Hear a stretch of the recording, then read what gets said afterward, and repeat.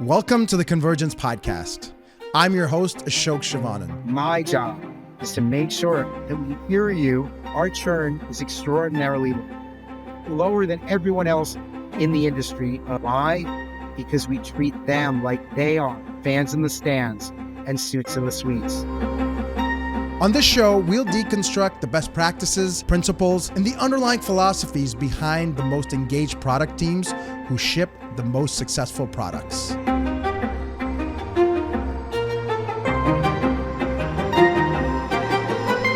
This is what teams are made of. Welcome back, folks.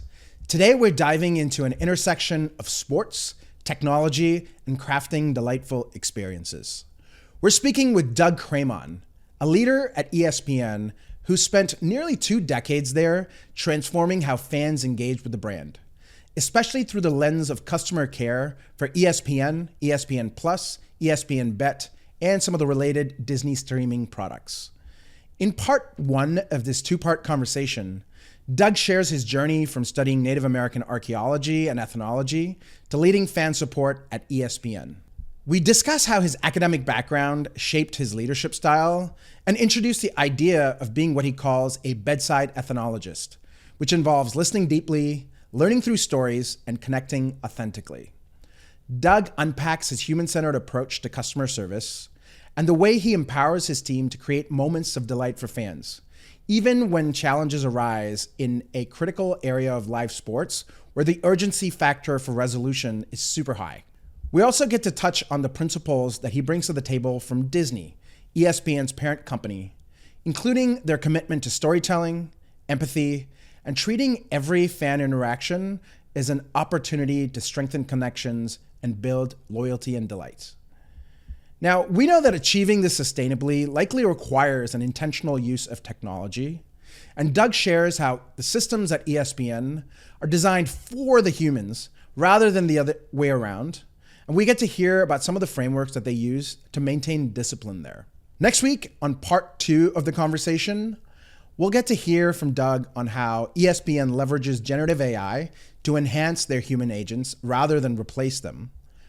I was particularly intrigued about how they measure empathy using their Catharsis Score and how AI plays a part in providing real-time coaching to their agents to make the best interactions with their customers. We'll also get to hear how they build technology alongside their product teams, what feedback loops they apply to iterate to create stickiness in ESPN's products, and establish their customer care team as a profit center rather than a cost center. So make sure to hit subscribe so you're notified when part 2 launches. In the meantime, here's Doug. Thank you so much for making time with us today. And for someone like myself, I started out as an engineer and I had to work my way into going into product. One of the pieces of advice that comes across for us pretty often is that don't be an expert, be a scientist. And that means don't come in with your pre-biases or your judgments and try and be curious instead. And I feel like for yourself, you're working in customer care, but in an industry of sports and also very surrounded by technology. And I think we're going to hear a little bit more about how you play a part in using technology. You don't have a technology background, don't have a sports background. How did your research background help you with being a leader in the space? So this is where I think my experience with the study of ethnology, Native American archeology, being an ethnologist is paramount. So, my background is rooted in my studies back in college, Native American archeology, cultural anthropology. I will say this, Native American cultures had no written text. So much of the work that I had to do to identify stories of individuals and their cultures was based on what they left behind, artifacts, physical evidence, oral traditions, and research of archaeologists that came before me. So what I loved the most about this was the study of oral history, which is the act of listening to individuals and their stories. So I was like a what I call a bedside ethnologist. And I got to, meet with individuals in the Navajo or Hopi community and learn about their culture by living with them, eating with them, sleeping in their community, right? And getting to really know them where they were comfortable with me to share their story and their histories. You know what? That's what I do in my role today. I oversee ESPN fan support. Our number one job is to listen to our fans and what's on their minds when they take the effort to reach out to us, the brand. My job is to make them feel comfortable, to tell us their truth.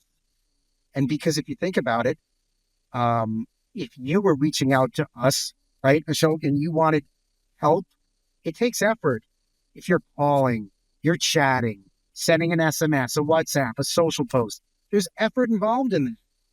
I need to be on the other end, hearing you, listening, hearing you, and then making sure that I treat you fan to fan and give you exactly what you need to leave and say, wow, I'm an even bigger fan of ESPN than I was before, because you have a story to tell, and it's likely not a very good one because it's customer service.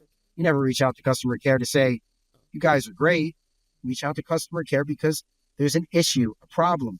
And if it's involving live sport, it's in the moment. So we have to make sure that we're there to help you and be your triage agent. And every step of the way, we have to listen. So that's kind of what I'm all about. And the team that you're leading is the customer care team at a company, ESPN, and a parent organization, Disney, both known for really high customer care scores, customer satisfaction, and really being hospitality businesses of white glove with various media and other fan experiences, right? And so your team is really at the crux of kind of that magic and probably has to deal with, understandably, a lot of challenging issues that show up as they often do, and kind of seize that opportunities of where, a challenge could be made into a moment of delight. And I have a hunch that, maybe based on that J.W. Marriott quote of, if you take care of your people will take care of your customers, and the business takes care of itself. And I feel like you're in that role of taking care of the people who take care of the customers. And I'm curious, like, what are some of the guiding principles that you brought along? You alluded to some from your background or at Disney and ESPN that are around taking care of that team so they can take care of the customers. So just imagine me, the bedside ethnologist, doing exactly that in my current role. Well, what does that mean? We have a motto for that. And this is a very Disney way. We are with the fans in the stands, and we are with the suits in the suites. What does that mean? I'm with my audience all the time. So just like a bedside ethnologist, I'm getting to know my fans. I'm hanging with them. I'm experiencing the issues with them. So yes, we're at sporting events all the time. We are doing surveys at these events. We are also supporting them, not just in live sport at the events, but via the phone, via chat, via SMS, social, etc., and traditional customer service. So when we say we're with the fans in the stands and the suits and the suites, it means we know how to service our fans, just like Disney knows how to service their guests, just like Disney streaming knows how to service their viewers. So they have guest services, viewer services, or viewer support. I'm fan support. I specialize in making sure that you are able to experience the love of sport. Because what's so great about ESPN is we are not the sport.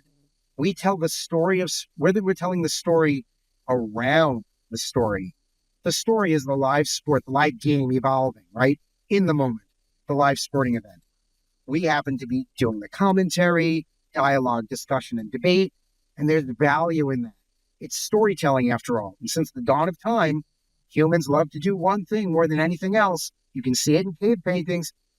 Tell stories. And so we're all about good stories at Disney, well told. That's inclusive of sports. My job is to make sure that we hear you. I'm, again, the bedside ethnologist of customer service, and we listen to our fans, and we make sure we're there to help them. For our agents, our churn is extraordinarily low, lower than everyone else in the industry of fantasy, gaming, and streaming. Why? Because we treat them like they are fans in the stands, and suits in the suites. We treat them as we wish to be treated. They go to live events. So if our care agents are in Edmonton, they go to UFC fights in Edmonton this past weekend. They're near Detroit. They go to all the events that we can offer to, the Detroit Tigers, etc. The opportunities sports-wise are showing that we stand by what we say. We are the fans in the stands, and we are the suits in the suites, just as much as we are with others that are doing that as well. Is it fair for me to assume that the folks who work at the customer care team likely have a higher employee NPS score or higher retention rates than the broader organization, just given that department is really in the service of taking care of people, whether it's internal people or your external customers? Customer service is still, as many people say, be brief, be bright, be gone. There's so many contacts coming in all the time. The work gets a little bit rote. That's understandable. But as we'll talk about, I'm sure later, what are we constantly doing to make sure that we're giving all the tool sets to our agents to make their job enjoyable and where they can strive to be the best, ensuring the best NPS score, the best CSAT, and their best internal satisfaction. So yeah, our internal NPS is very high compared to other teams that Disney has for customer service. We're blessed in that regard. Also, our care agents obviously have to pass a sports test. They have to have an affinity to sport. We teach them how to play fantasy games. They're certified in that. And thus, you must support fantasy gaming by playing fantasy games. So that's not a bad deal. So we do what we can to make sure there's love of sport and joy of sport and participation in fantasy and esport, so to speak. With regards to our care agents, where else can you get?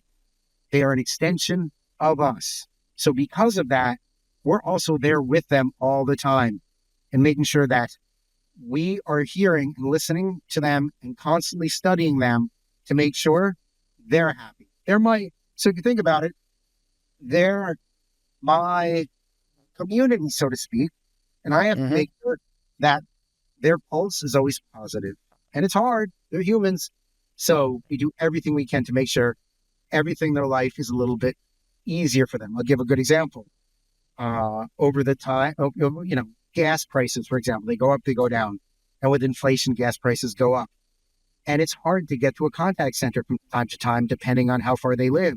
So while I can give, as what we call karma points, based on how you do and fare on your CSAT reviews and your internal quality assurance reviews, you get points. You can use those points for autographed jerseys, helmets, lots of sports stuff. But a lot of individuals said, what would make my life easier?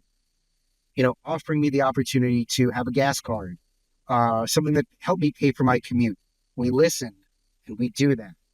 Opportunities to help them on things that remove obstacles or conditions in their lives is paramount to us. It doesn't cost much, and we're able to make sure that they stay with us because we're on their side. So we're big on that as well. I love that very human-centered approach to thinking through the systems that are ultimately designed for the humans. And I see it time and time again where we forget who the systems are really serving. It's not the humans serving the systems, but the systems ultimately are being built for the humans, whether it's the operators, the customers, and so forth. So we have a policy that I think is worthwhile to bring up for all our systems too. The rule of thumb we follow for everything we do is the 3 S's. Has to be simple enough to remember, specific enough to execute, sequenced for impact. So basically, if I'm going to offer something as a new process, a new policy, a new system for our customer care agents, we need to make sure that whatever we deliver to them, they can absorb and what we call, make it logical and repeatable. Is it simple enough for me to remember what I must do? Is it specific enough that I can execute it effectively and efficiently? And is it sequenced where I can have an impact of results of CSAT for me, high satisfaction for my customers? So everything we do is built on those 3 things. Simple enough to remember, specific enough to execute, sequence for impact. fostering an engaged product organization and aligning them with the principles around lean, human-centered design, and agile will more than likely lead to successful business outcomes for your organization. But getting started or getting unblocked can be hard. This podcast is brought to you by the player coaches over at Integral. They help ambitious companies like you build amazing product teams and ship products in artificial intelligence, cloud, web, and mobile. Listeners to the podcast can head on over to integral.io/convergence and get a free product success lab. During this session, the Integral team will facilitate a problem-solving exercise that gives you clarity and confidence to solve a product, design, or engineering problem. That's integral.io/convergence. Now, back to the show. I've got a personal question for you as someone who grew up as a technologist and, worked my way into product and more customer-facing roles and making decisions, empathizing with the customer. Storytelling is a tool, even maybe not a technology tool, that I've had to learn. I didn't learn that for free in college like you might have. And now you're training folks and enabling them with various things, including storytelling. So I'm curious, what kind of advice do you give folks who maybe are looking to get better at storytelling, to do better at their jobs and serve their teams and serve their customers? Good stories, well told. That's all Disney does. So with that, that's a huge part of what we do. So I'm going to use the word empathy. And I know empathy is jargony. Yeah. But that said, we don't look at it that way, right? Empathy is, in my opinion, all that matters. And I base that on what Maya Angelou said in her great saying about empathy. And it is this. She stated, "No one will remember what you said. No one will ever remember what you did. They will only remember how you made them feel." And empathy is all about the ability to understand and share the feelings of another person. So because of that, we're very focused on making sure that we leave every conversation with one where there are words that are used that express feeling, and preferably feeling that is happiness, appreciation, thankfulness, positive sentiment. Everything we do, we'll talk about systems later and how we do that, but empathy is paramount. So we make sure that that is infused to the process that we have for every interaction and what we do with our friends. And you mentioned jargony. Maybe you saw the reaction on my face when you said the word, because it's certainly something that's thrown around a lot, weaponized even. And I think there's maybe some clarification that can go into play. So that's amazing how you brought up the Maya Angelou quote. When it comes to running a gigantic team like yours and training the team and sort of level setting code of conduct or goals around empathy, measurement can be hard. And the same with building technology that goes with that. So I'm curious, what kind of tools do you have? How do you measure empathy, or how well one of your agents is able to empathize with their teammates or with your customers? Scoring empathy is the only way we can really do this. So it's what we do is, and look, we have a traditional, in customer service, it's CCaaS, customer care as a service, a tech stack, right? So, an omni-channel tech stack. And all that is a conversational communication-based tooling that allows you and I to communicate via the channel of phone, chat, SMS, social, WhatsApp, email, whatever. But through that is still the human conversation. Whether I type it and you type it, or we're talking on the phone, one or the other, it's the same thing. So we have to make sure that we're scoring empathy. So we use AI, we have to do a real-time examination of conversational transcripts between our care specialists and our fans. So we deep dive into the context of every interaction, every single one, assessing how and why certain words are used. And this helps us differentiate between the various emotional states and gauge the severity of each customer's feelings. And the result it's really a more natural and nuanced style between our care specialists and each fan, because we archive the best conversations between care agents and fans. And based on CSAT score, the fan had an incredible score. And we see the words they use in the conversation to create cathartic moments, aha moments where the fan says, wow, thank you. I appreciate you, or I appreciate that. Those are statements that relate to empathy, caring, and us showing that they value us because what we did values them. And after all, they took time to reach out to customer service. The one thing they want are showing that we value them. And we do it through fixing their problem, but also having a nuanced dialogue that shows appreciation. It's very hard to do, but if we get the secret sauce of seeing what's worked well for this issue with these conversations, we'll recreate it for others. And then other agents can do the same with the best outcomes. So I really love that. And I want to just make sure I'm understanding what this looks like for your agents now, right? So I imagine they've got a real-time transcription and analysis tool that's analyzing whether it's a voice conversation or text or the various mediums that you talked about, and then comparing it to maybe a pre-trained set of keywords or phrases that you're looking for that suggests whether this conversation is going closer to what your ideal goals are or maybe further away, and giving them some real-time coaching. And this was all developed based on looking at the best conversations and maybe the not so great conversations that you had in the first place, and then applying feedback to it. Is that kind of how things worked, or how did you come about with the system? We work with something like a closed loop feedback model. And that closed loop feedback model is ensuring that all individuals that are part of a conversation, that would be the care agent and the customer, there is feedback that is issued by each, where then we act on to make sure that any issues that stand out are ultimately resolved to the satisfaction of the customer and the agent. So closed loop feedback would include, for example, every single conversation between the care agent and the customer is analyzed for quality assurance based on specific guidelines that we have set. Every single conversation then has a CSAT, a customer satisfaction survey, sent out, where every single customer that interacted with us can share their feedback. And if there's anything that they're upset about, what do? We call them back, we chat with them, we follow up to make sure we close that loop, we resolve any remaining issue, and we thank them.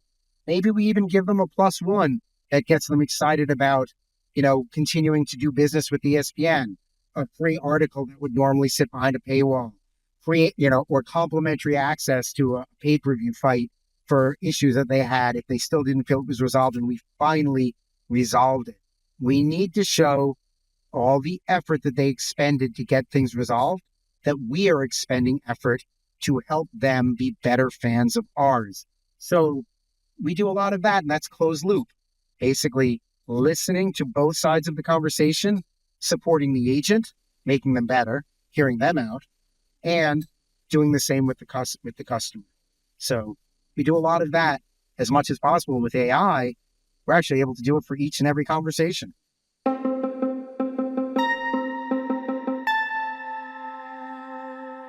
Hope you enjoyed that listen, folks. As someone who grew up as a technologist and didn't study much writing in my formal education, I have tended to feel a little behind in the poet side of the poet versus quant adage.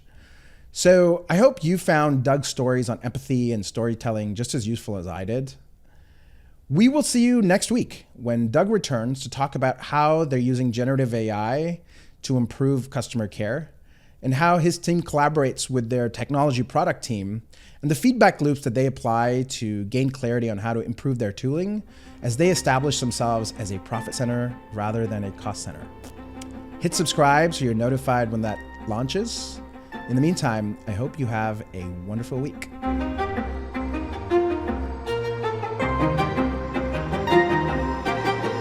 Thank you for joining me on the Convergence podcast today. Subscribe to the Convergence Podcast on Apple Podcast, Spotify, YouTube, or wherever you get your content. If you're listening and found this helpful, please give us a 5-star review. And if you're watching on YouTube, hit that like button and tell me what you think about what you heard today.